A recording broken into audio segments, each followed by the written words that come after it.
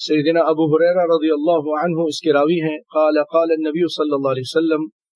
وہ کہتے ہیں کہ نبی کائنات صلی اللہ علیہ وسلم نے فرمایا، اذا نودی بالصلاة ادبر الشیطان وله ضرات، جب اذان دی جاتی ہے نماز کے لیے، یعنی نماز کے لیے جب بلایا جاتا ہے، ندا کی جاتی ہے، ادبر الشیطان، تو شیطان پلٹ کر بھاگتا ہے، وله ضرات، اور اس کی ہوا خارج ہو رہی ہوتی ہے، فَإِذَا قُضِيَ أَقْبَلَ، جب اذان ہو جاتی ہے تو واپس آ جاتا ہے، فَإِذَا ثُوِّبَ بِهَا أَدْبَرَ، اور جب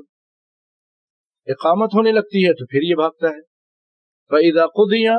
أَقْبَلَ، اور جب اقامت ہو جاتی ہے، تکبیر ہو جاتی ہے تو پھر یہ واپس آ جاتا ہے۔ یہ روایت امام بخاری رحمہ اللہ تعالی نے اپنی صحیح میں بیان کیا ہے، نقل کیا ہے۔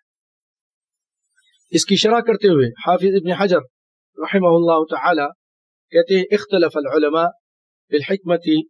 فی ہروب الشیطان عند سماع الاذان واقامت دون سماع القرآن والذکر فی الصلاة، یہ جو شیطان بھاگتا ہے اذان سن کر اور اقامت سن کر، جبکہ قرآن پڑھا جاتا ہے نہیں بھاگتا، اور ذکر کیے جاتے ہیں نہیں بھاگتا،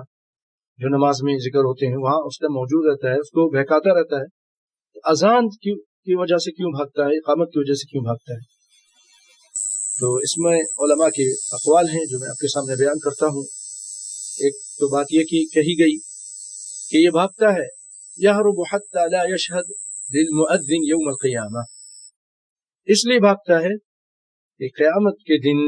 یہ مؤذن کے لیے گواہی نہ دے۔ کیوں؟ کیونکہ ایک حدیث میں ہے فَإِنَّهُ لَا يَسْمَعْ مَدَى صَوْتِ الْمُؤَذِّنِ جِنٌّ وَلَا إِنسٌ إِلَّا شَهِدَ لَهُ، کہ مؤذن کی آواز نہیں سنتا کوئی بھی، جن ہو یا انسان، وہ اس کے لیے گواہی دے گا، یعنی قیامت کے دن گواہی دے گا، تو یہ نہیں چاہتا کہ یہ گواہی دے، اس لیے یہ بھاگتا ہے۔ اور وقیل، اور یہ بھی کہا گیا ہے کہ یہرب نفورا عن سماع الاذان، اس لیے بھاگتا ہے کہ یہ اذان سننا ہی نہیں پسند کرتا، پھر یہ آتا ہے وسوسہ ڈالنے کے لیے واپس آ جاتا ہے تاکہ نماز کو خراب کرے، نمازی کی نماز کو خراب کرے۔ اور یہ بھی کہا گیا ہے کہ اذان جو ہے یہ دعا الی الصلاۃ اور المشتمل علی السجود الذي اباہ وعصى بسببه، فتح الباری جلد 2 صفحہ نمبر 87، کہ اذان جو ہے یہ اذان میں بلایا جاتا ہے نماز کی طرف، اور نماز میں سجدہ بھی ہے، نہیں کرنا چاہتا،